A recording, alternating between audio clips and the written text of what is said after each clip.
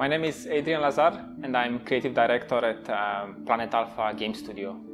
Planet Alpha Game Studio is a new studio that is pretty small but ambitious, and we're focused on creating awesome experiences for the players. Planet Alpha is an atmospheric puzzle platformer set on an alien planet where the player has the ability to control the day and night cycle.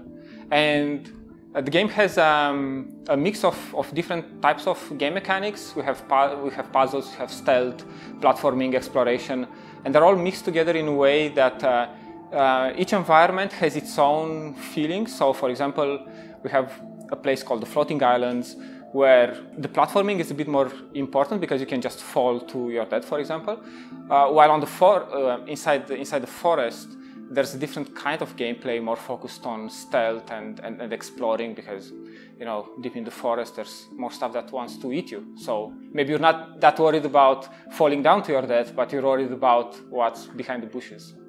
I first got started with Houdini maybe 5 or 6 years ago, when I was looking for a replacement to Softimage, which was my software of choice back then. Version 9 came out, and that was much easier for me to get into it, and I just loved it, like it was love on the first side.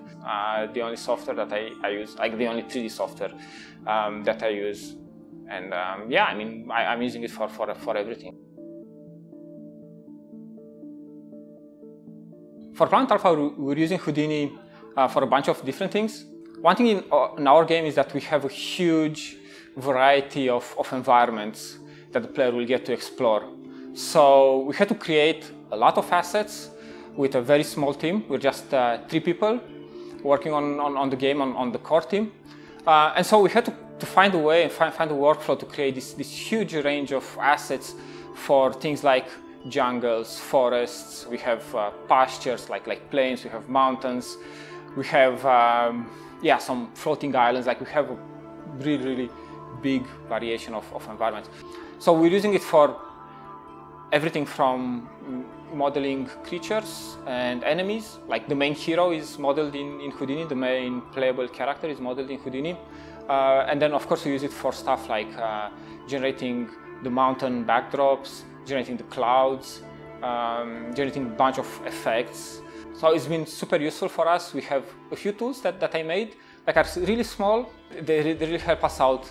For example, I have a small tool that generates collisions on terrain, and it took me maybe a day to write a few lines in Python, but it saved us like so much work, because we do iterate quite a lot. That's kind of how we work. We make something, we throw it in Unreal, and then we just iterate on it, re-export it, and stuff like that. So having like this tool that just regenerates the collision automatically, like, was a huge time saver for us.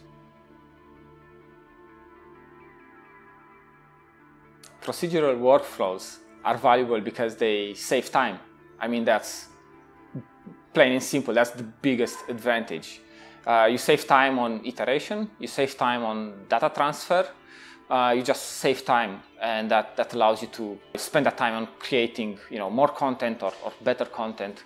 The more procedural the workflow, the more flexibility you have, which is very important for iterations, because it's very rare. I mean, you never get it right on the first try, right? So just being able to quickly iterate on assets for us has been a huge advantage. So I think in the future, procedural in game development is going to become even more important, and more studios are going to use it because the benefits are quite clear, and there's really no downside to it. So my advice to people who want to start using Houdini is do it now. It's a great time to get into it. It's a great time to get into procedural workflow overall. There's a lot of resources. They have an awesome community, very helpful. You can ask questions, they help. They have awesome tutorials and learning materials. And there's just, it's never been a better time to get into procedural workflow. And you get the benefits from day one.